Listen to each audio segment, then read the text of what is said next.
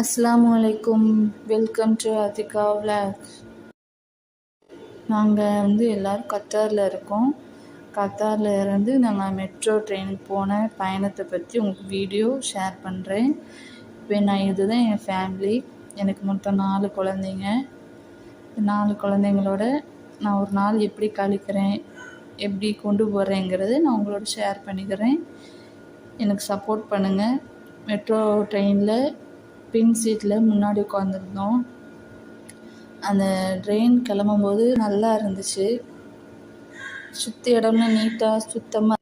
அந்த பின் சீட்டில் உட்காந்து பார்க்கும்போது மெட்ரோ ட்ரெயின் போகும்போது நல்லா த்ரில்லிங்காக இருந்துச்சு. அந்த இடத்த பார்க்குறதுக்கு இருட்டாக வேகமாக போகும்போது நல்லா இருந்துச்சு பார்க்க.